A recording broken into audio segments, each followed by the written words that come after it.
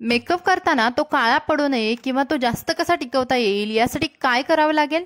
नमस्कार, पुन्हा एकदा आपल्या चॅनलमध्ये तुमचं अगदी मनापासून स्वागत आहे। तर आजच्या व्हिडिओमध्ये आपण बघणार आहोत सणासुदीसाठी तुम्ही स्वतःचा मेकअप अगदी काही मिनिटांमध्ये करू शकता आणि तेही इतका सुंदर। त्याचबरोबर तुम्हाला सुंदर अशी हेअरस्टाईल बघायला भेटणार आहे ज्यामध्ये आपण फक्त पिन्स वापरलेले आहेत।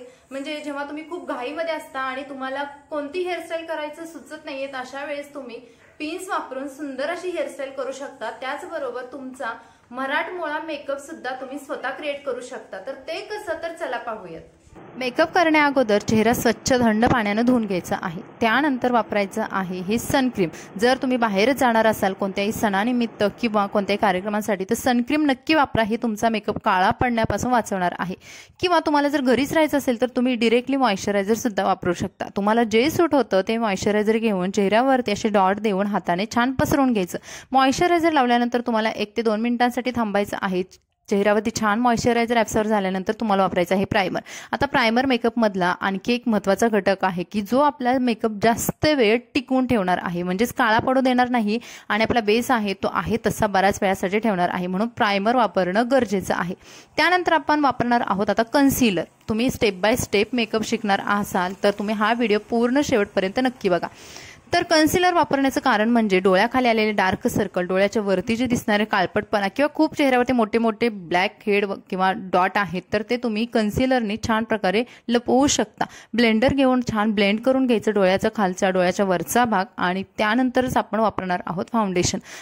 कन्सीलरचा योग्य शेड निवडणं महत्त्वाचं आहे। त्यानंतर मी वापरणार आहे फाउंडेशन। आता माझा इथे शेड आहे 128।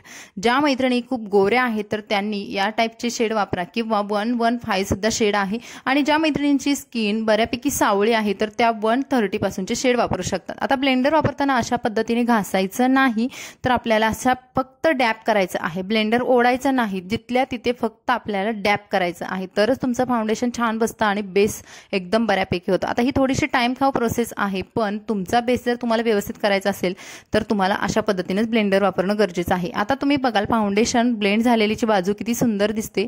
त्यानंतर दुसरी बाजू सुद्धा मी अशी ब्लेंड करून घेतली। फाउंडेशन अगदीच जास्त न वापरता कमी प्रमाणामध्ये सुद्धा तुम्ही छान बेस बनवू शकता। डिपेंड आहे की तुमच्या चेहऱ्यावरती किती डॉट आहेत किंवा डार्क स्पॉट आहेत। ही लूज पावडर किंवा कॉम्पॅक्ट वापरताना तुम्ही ते जास्त प्रमाणात घेऊन चेहऱ्यावरती लावू नका, त्यामुळे तुमचे पॅच दिसतील। तर अगदी थोड्याशा प्रमाणात स्पंजवरती घ्यायचं आहे आणि मगच तुमचं फाउंडेशन आहे सेट करून घ्यायचं आहे। पावडर किंवा कॉम्पॅक्ट थोड्या प्रमाणात लावूनच आपला जो बेस आहे तो अगदी सुंदर बनतो। गळ्याला सुद्धा लावायला, कानाला लावायला विसरू नका। त्यानंतर बनवायचे आहेत आयब्रोज। आता चेहऱ्यामध्ये अगदी अखीवर दिसण्यासाठी आयब्रो सुंदर असणं खूप महत्त्वाचं आहे।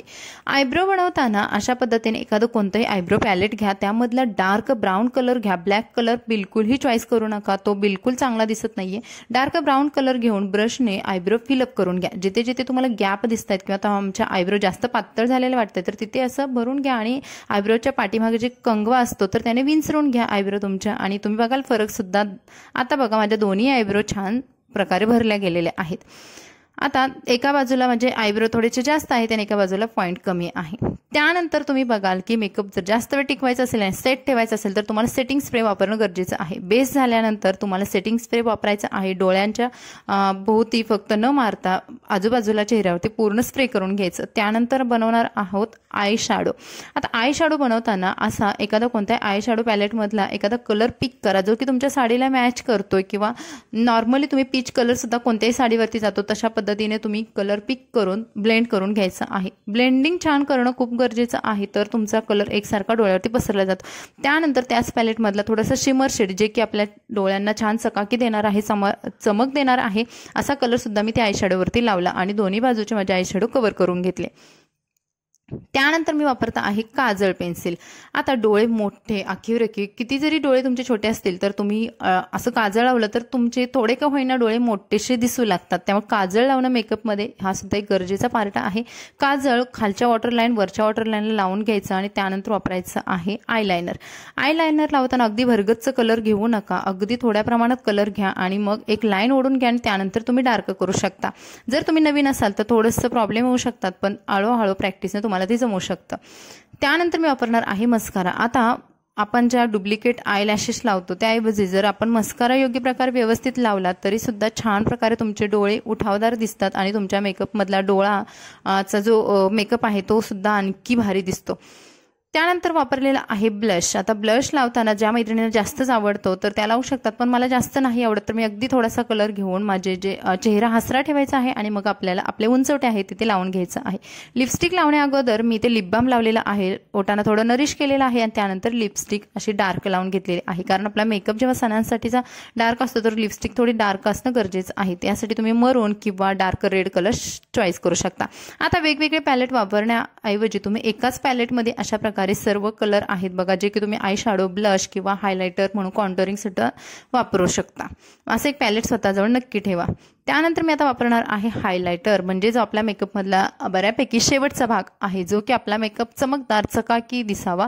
मेकअप जसा सेट होईल तसा तो मेकअप तुमचा उठून दिसायला लागतो आणि चमकदार बनतो. त्यासाठी चमकदार बनवण्यासाठी किंवा चेहरा ग्लो करण्यासाठी हायलायटर वापरणं गरजेचं आहे. तर हायलाइट जे पॉईंट आहेत व्हिडिओमध्ये दाखवल्याप्रमाणे तिथे हायलाइट लावून घ्या आणि बघा मग तुमचा मेकअप किती सुंदर प्रकारे सेट राहतोय आणि बराच वेळ सुद्धा टिकतोय. तर इथे झालेला आहे आपला मेकअप कंप्लीट. आता हा मेकअप जसं जसं सेट होईल तसं तसं तो तुम्हाला छान प्रकारे ग्लो देणार आहे. आता आपण तोपर्यंत ज्वेलरी किंवा इतर ज्या गोष्टी आहेत ते करून घेऊयात. मेकअप झाल्यानंतर मी आता सुरुवातीला लावणार आहे टिकली, जी की चंद्रकोर आहे. मराठमोळा स्पेशल लुक असेल तर तुम्हाला चंद्रकोर टिकली लावणं गरजेचं आहे. कानामध्ये कुड्या घालू शकता, झुमके किंवा असे वेगवेगळ्या प्रकारचे मोराचे सुद्धा कानातले आलेले आहेत वेगवेगळ्या कलरमध्ये. बघा मी घातलं आणि एक असे नवीन प्रकारचे मोहनमाळ राणीहार सारखा जो सेट आलेला आहे, जो की लॉंग पण आहे आणि शॉर्ट पण आहे. तुम्ही लॉंग हा सेट करू शकता किंवा शॉर्ट सुद्धा. तर हा बघा मी घातलेला आहे आणि एकाच सेटमध्ये माझं काम होऊन गेलेलं आहे. त्यानंतर घातलेले आहे ठसठशीत असे नथ आणि हा झालेला आहे माझा लुक कंप्लीट. त्यानंतर घातलेल्या आहेत बांगड्या, ज्या की ग्रीन आहेत आणि त्याला गोल्डन कलरचे शाईन आहे. आजूबाजूला सुद्धा दोन मोठे असे कंगण घातलेले आहेत आणि ग्रीन साडीवरती आणखीनच उठून दिसतं. आता मेकअप बाकी सर्व झालं, पण आता आपण करणार आहोत हेअरस्टाईल. आता ज्या मैत्रिणींना हेअरस्टाईलच येत नाही तर त्यांच्यासाठी खूप खूप सोपी हेअरस्टाईल आहे. काहीच करायची गरज नाही आहे. तुम्ही मधून कंगव्याने छान पार्टिशन करून घ्यायचं. एका बाजूला अशा पद्धतीचा जो भाग येतो पार्टिशन केल्यानंतर तो भाग आपल्याला हाताने असा उचलून घ्यायचा आणि छोटे छोटे असे रोल करायचे. एका हातात मागचे केस पकडायचे आणि पुढचे केस आहे ते दुसऱ्या हाताने त्याला रोल करत जायचं. तुम्हाला हे जर जमत नसेल तर तुम्ही साधा पफ सुद्धा करू शकता आणि पाठीमागे अशा पद्धतीने हे जे रोल आहे ते सिक्युअर करायचे पिनाने. अगदी याच पद्धतीने दुसरा भाग सुद्धा आपल्याला अशाच पद्धतीने करून घ्यायचा आहे.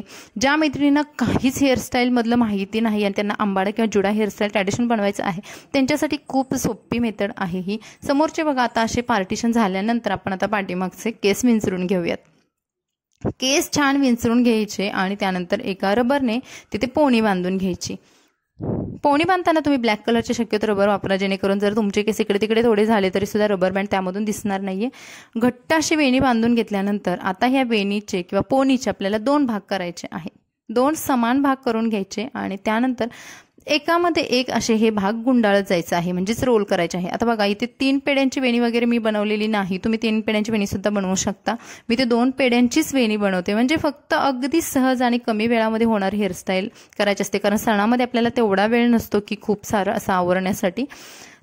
त्यानंतर बघा अशा पद्धतीने ही जी बनवलेली वेणी ती वरच्या दिशेने अशी रोल करायची आहे. जिथे आपण रबर बँड बांधलेला आहे त्या भोवती अशी रोल करायची आहे आणि तुम्ही बघाल किती सुंदर प्रकारे अगदी म्हणजे काहीच न करता, आपल्याला काहीच करायची गरज नाही, भरपूर सारे पिन्स वापरण्याची पण गरज नाही. 1 ते 2 पिन्स तुम्ही यू पिन्स 2-3 बाजूने खोचून द्या, तुमचा आंबाडा बिलकुल हालत नाहीये, एकदम टाईट घट्ट असा बसतो आणि इतरांपेक्षा वेगळा सुद्धा दिसतो. थोडासा स्टायलिश सुद्धा दिसतो, कारण जे आंबाडा हेअरस्टाईल जुनी फॅशन आहे तर त्याऐवजी तुम्ही थोडंसं एकदम मॉडर्न टाईपमध्ये सुद्धा हा आंबाडा हेअरस्टाईल येते. त्यानंतर गजऱ्याने सुद्धा मी हेअरस्टाईल डेकोरेट केलेली आहे आणि तुम्ही बघाल फायनल लुक किती सुंदर झालेला आहे आणि अगदी मराठमोळा अस्सल मराठी जो मेकअप लुक आपला झालेला आहे. त्यानंतर मी हातांना डार्क कलरचीच नेलपेंट लावलेली आहे, कारण मेकअप आपला डार्क आहे आणि हा झालेला आहे आपला कंप्लीट लुक. तर मैत्रिणींनो, मेकअप टिकण्यासाठी किंवा काळा पडू नये म्हणून तुम्हाला जास्त काही करण्याची गरज नाही. काय 1-2 स्टेप करायच्या आहेत व्यवस्थित आणि मेकअप तुमचा हा लॉंग लास्टिंग राहतो आणि अस्सल मराठमोळा दिसतोय की नाही मला कमेंट्समध्ये नक्की सांगा. तर मैत्रिणींनो, हा होता आपला आजचा व्हिडिओ. तुम्हाला हा व्हिडिओ कसा वाटला कमेंट्समध्ये नक्की सांगा. व्हिडिओ आवडला तर लाईक करा, आपल्या चॅनलला सबस्क्राईब करा आणि हा व्हिडिओ तुमच्या फ्रेंड्स फॅमिलीमध्ये शेअर करायला विसरू नका। तर चला भेटू अशाच नवनवीन व्हिडिओसोबत, तोपर्यंत तुम्ही मस्त राहा, खुश राहा आणि शिकत राहा।